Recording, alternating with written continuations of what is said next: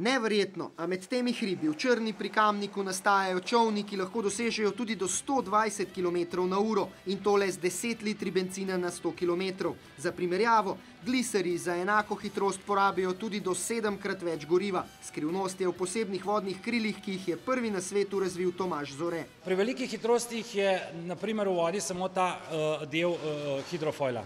In zaradi tega, ker je zelo majhna območena površina, ker ima zelo specifično obliko, ta konica hidrofoila, lahko dosežemo hitrosti teoretično tudi do 140 km/h.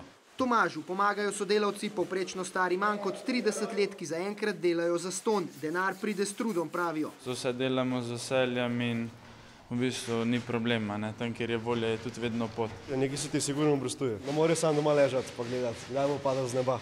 Pri projektu sodeluje tudi več podjetij z področja računalništva, kovinarstva, navtike, lesarstva. Vsak dan bi lahko rekel, da pridejo oni gor, mi dol, pa se skupaj malo pomagamo, pa pogovorimo.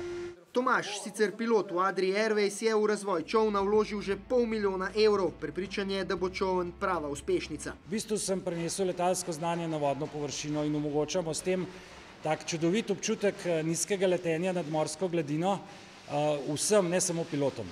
Seveda mora dobiti še primernega vlagatelja in, ko ga bo, lahko zaposli okoli 50 ljudi. Na leto bi proizvedli okoli 100 čolnov, za prvih 12 že iščejo kupce. A pozor, plitki žepi tu ne pridejo v poštev. Ferrari na vodi, kot mu pravi Tomaž, bo namreč stal dobrih 200 000 evrov.